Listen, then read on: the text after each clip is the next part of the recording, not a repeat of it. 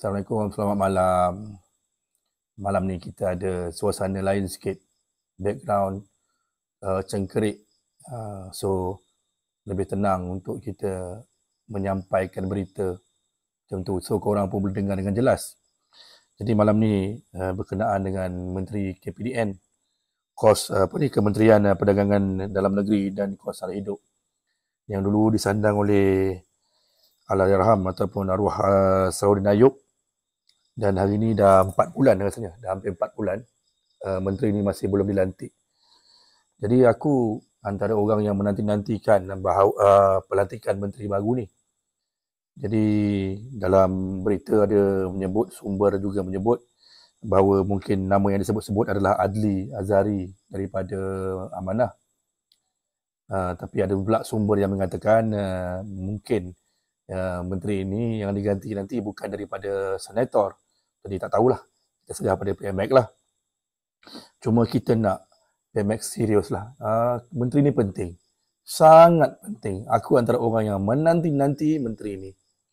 Dekat sini kalau dibaca dalam berita, selain daripada penantian yang melibatkan tugasan-tugasan penting, kementerian ini telah pun menerima ataupun telah pun diperuntukkan lebih 1.88 bilion ringgit untuk pentadbiran kementerian. So, kena rujuk baliklah jumlah tu seperti yang disebut dalam berita. Banyak. Sebab dia melibatkan kos sara hidup. Menteri ni ada portfolio dia pun, kalau nak tengok ke dalam ni, melibatkan subsidi, contohnya beras, tepung, gula yang dululah. Tapi sekarang ni kata subsidi nak dihapuskan.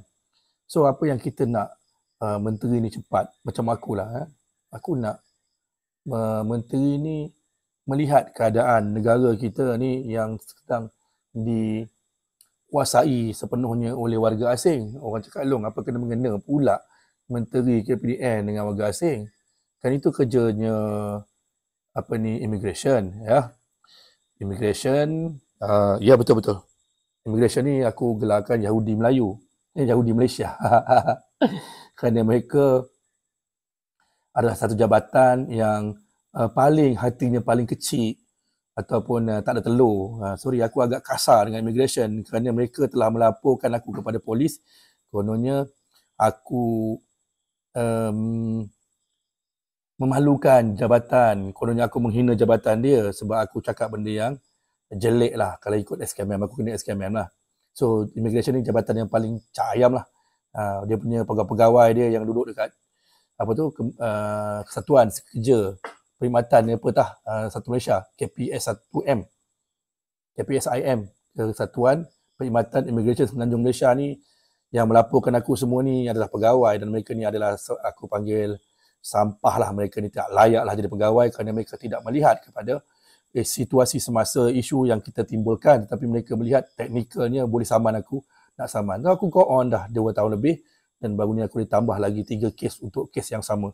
So tak apa, kita biarkan jabatan sampah ni membuat kerja. So aku ucapkan tahniah kepada ketua pengarah yang baru. Harap ketua pengarah yang baru tidak menjadikan jabatan ni sampah seperti mana ketua pengarah yang lama. Okey. Serius, aku serius dalam immigration. Kedua, KPDN.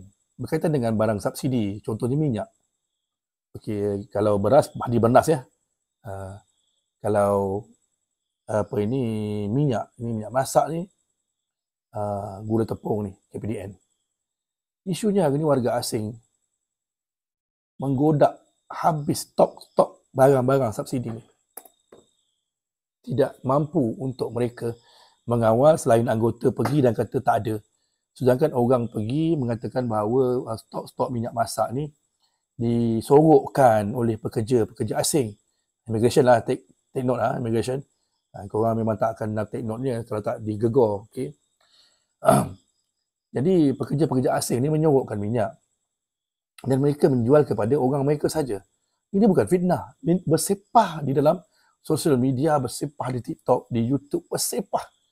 Tapi mereka tetap menafikan, kata tidak berlaku kerana pihak pengurusan pasaraya ataupun kedai mengatakan tak berlaku. Lucu tak? Lawak kan?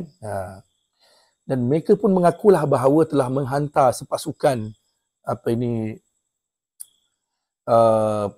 resit melihat dengan baju biasa ke dalam pasaraya yang telah pun diviralkan, kan mereka bodoh. Bila dah viral, mereka dah ada stok lah. Cerita yang kita sebut ni sebelum viral, dan kerana tak ada stok tu lah kita viralkan. Jadi bila dah viral, preparation dah dibuat. Bila kau hantar pegawai kau ke, hantar mak nenek ke, tok nenek ke, dia tidak akan memberi kau maklumat yang tepat kerana mereka telah pun mengaturnya.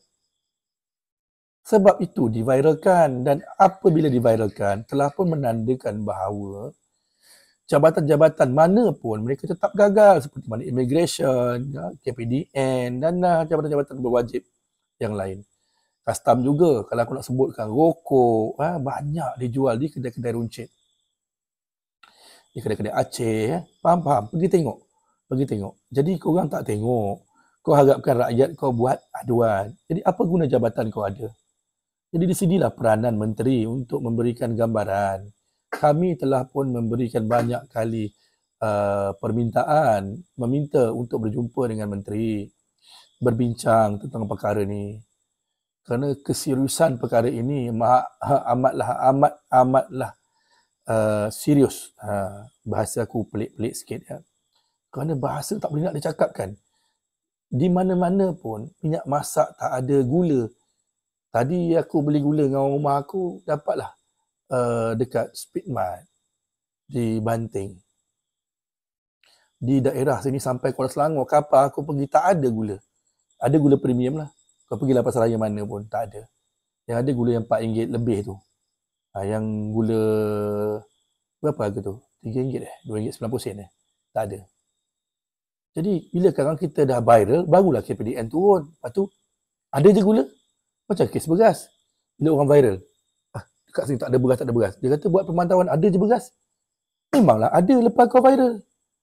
Cerita kita sebelum kita viral. Sebab itu kita selalu kata, pegawai kuasa ni, kalau pun mereka tak buat kerja, apa salah turun sebulan sekali pergi tengok. Buat route schedule. Oh, bulan ni kita nak masuk mana, bulan ni nak masuk mana, minggu ni masuk mana. Susah ke korang nak buat pemantauan? Tapi tak. Jangan katakan pemantauan random. Pemantauan yang memang dah dalam fix pun korang tak buat. Lepas tu korang kata rakyat menipu. Bongoklah. Orang dah pergi, dah viral, keluar video, tak ada barang. Tiba-tiba kau pun masuk kata, barang mencukupi, tidak ada elemen menyuruk barang dan sebagainya. Ada banyak perkara yang melibatkan warga asing yang hari ini menjadi masalah besar pada kita. Mereka simpan barang untuk orang dia. Orang kita tak boleh beli. Oh, tiba-tiba kita cari minyak tak ada. Pusing-pusing tak ada. Macam video diviralkan baru ni. Terengganu tak silap aku. Dia cari minyak tak jumpa. Tiba-tiba kat kaunter ada je Bangla. Bawa 2-3 paket. Datang dari mana minyak? Kan? Lepas tu bila dah kecoh-kecoh, tiba-tiba pergi belakang ada minyak. Tadi tak ada. Sebab itulah aku cakap banyak kali. Bila korang tak buat kerja, korang jangan salahkan rakyat. So kita balik pada cerita KPDN tadi. Mintalah Perdana Menteri serius sikit lah. Tolong lantik segera menteri ni. Kerana dia melibatkan kos besar 1.88 bilion ni. Untuk kos sara hidup ni. Ini sebenarnya kalau tak silap aku lah, pastilah subsidi ni. Ini pasti subsidi. Ya. Jadi menteri KPDN ni pun banyak duit pegang. Tapi rakyat tetap tak merasa kerana apa? Subsidi ni ke warga asing. Balik warga asing, nanti immigration tolak pula pergi ke sana, ke polis, ke mana. Jadi korang main tolak-tolak, tak selesai masalah. Tapi rakyat tengok dan rakyat maki kau hari-hari. Okey. Lepas tu kau pun sumbat rakyat yang maki kau dalam lokap macam kes aku. Tu aku cakap sampah jabatan ni. Jadi peruntukan yang besar untuk rakyat ini harus dipantau oleh menteri. Wajib ada menteri. Jadi Perdana Menteri jangan ambil remeh perkara ni. Okay. So aku rasa itu dulu. Dan kerunsingan yang besar kita ialah berkenaan dengan subsidi. Yang hari ini dimamah, dikunyah, ditelan bulat-bulat oleh warga asing. Tanpa ada sedikit pemantauan dan penguasaan. Dia orang tetap boleh beli suka hati dia. Kita bukan marah, boleh beli. Tapi bila mereka menguasai barang-barang ni, apa yang kita dapat?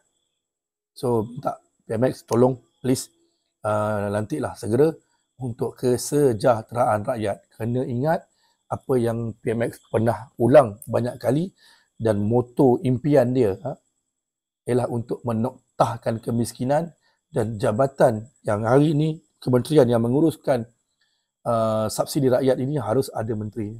Kalau tidak, impian untuk menoktahkan kemiskinan itu tak akan berlaku.